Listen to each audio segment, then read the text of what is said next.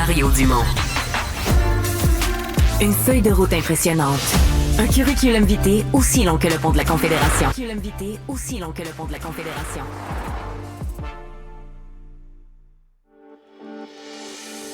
Alors, on poursuit notre jour des analystes avec un autre sujet qui a fait couler beaucoup d'encre, le prolongement du REM. Après 3 ans d'analyse, CDPQ Infra se désiste là, du côté de la Rive-Sud.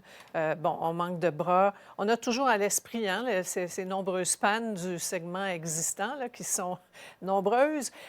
Est-ce qu'il faut toujours avoir confiance dans CDPQ Infra comme maître d'œuvre de ce genre de grands projets d'infrastructure? Manuel, t'en penses quoi?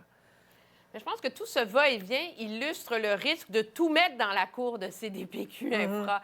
Le problème, c'est pas qu'elle puisse être en charge d'un projet comme le REM, encore qu'on voit tous les problèmes qu'il y a. Mais il ne faut pas oublier que CDPQ Infra, ces projets, ont pour objectif la rentabilité. Il faut que ça fasse de l'argent. Et ça, inévitablement, ça impose un biais, ça transforme la façon dont on conçoit les projets, dont on les organise.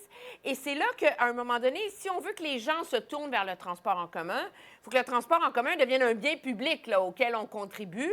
Moi, je pense qu'il y a un gros problème avec le fait de tout donner à CDPQ Infra. C'est ce qu'on voit en ce moment.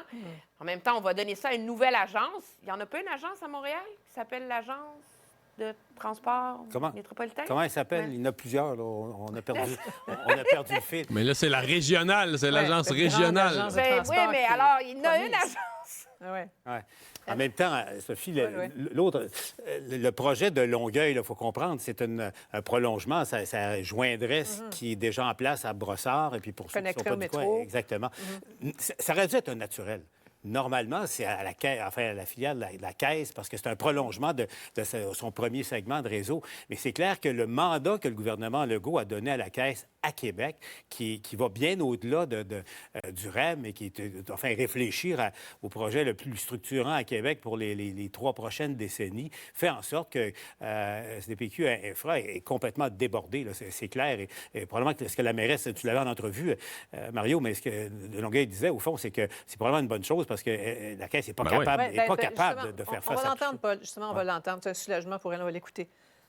On ne croit pas que la Caisse est la mieux placée pour être le maître d'œuvre du projet, parce qu'on sait que la Caisse, présentement, a d'autres priorités, notamment la gestion de la première branche du REM, la complétion des différents chantiers en cours. Bon, la ministre des Transports, Mme Guilbeault, Mario dit la même chose, que l'organisme en a trop dans son assiette, finalement. Oui. Mais, tu sais, moi, j'écoutais tout ça aujourd'hui, je me mettais dans la peau des gens de Québec. Là. Tu dis, OK, nous, ils nous envoient pour sauver, soi-disant, le tramway ou trouver une solution miracle, ils nous envoient CDPQ Infra. Mais là où était CDPQ Infra à Longueuil, ils partent, puis la mairesse, elle ne se sent pas abandonnée, elle est bien contente des fois à partir de là. Ça regarde mal. Tout ça est assez bizarre. Puis moi, tout ça me dit en même temps que, Emmanuel l'a bien dit, là, le but de la Caisse de dépôt, c'est notre bas de laine. Fait que le but, c'est de faire des projets, s'ils sont rentables, d'investir dans des infrastructures si ça rapporte. Et là, je me demande, est-ce que c'est la défaillance de notre ministère des Transports, notre capacité de régler des projets de transport en commun? On en a donné un à la Caisse de dépôt, à CDPQ Infra, puis ils l'ont fait, puis on dit tabarouette, nous autres, les projets, ils se font jamais. Puis là, à un moment donné, on a une organisation dans notre société qui, en quelques années, ils le font apparaître. Fait que là, on voudrait tout leur donner. Mais je suis pas sûr que c'est leur mandat à long terme de tout développer le transport en commun au Québec. Là. Est-ce qu'on parle de transport, Emmanuel, jasons un peu de la fameuse application Arrive-Can, qui a coûté en bout de ligne, pas loin de 56 millions. Et on a à l'esprit le formidable fiasco de Phoenix. L'Ombudsman qui nous en apprend des belles. Est-ce qu'on est devant un autre beau scandale, selon toi?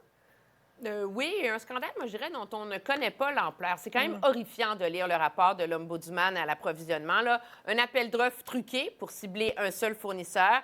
Des contrats sans aucune reddition de compte. Donc, tu payes sans avoir de moyens de vérifier si ça a été fait, à tel point que c'est quoi, 76 des contrats où, finalement, il n'y a personne qui a travaillé. Des contrats bidons. Moi, ça me fait penser à ce qui a mis la feu aux poudres du scandale des commandites, qui est, rappelez-vous, les contrats à 500 000 à Groupe Action là, pour les rapports photocopiés. Parce que le problème, ce qu'il y a de plus inquiétant là-dedans, c'est que le fonctionnaire qui est montré du doigt et dont l'intégrité est remise en question, c'est pas un petit fonctionnaire là, qui donnait des contrats. Au cœur de toute la controverse, c'est le responsable des TI au ministère. il en a donné, lui, des contrats. Fait que la question qu'on se pose, c'est est-ce qu'il y en a d'autres perles comme ça? Et est-ce qu'Arrive-Can, c'est la pointe de l'iceberg? Moi, j'ai bien hâte, en tout cas, de voir le rapport de la vérificatrice générale le 12 février. Un mot là-dessus, Mario-Paul?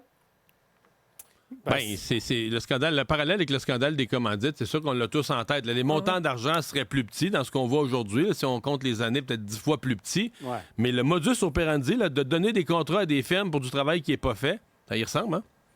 En même temps, est-ce qu'il y a une jonction à faire avec des intérêts proches du régime et tout ça? On ne le sait pas.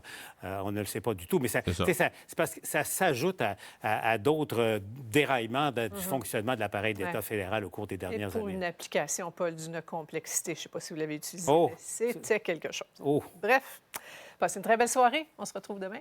Salut.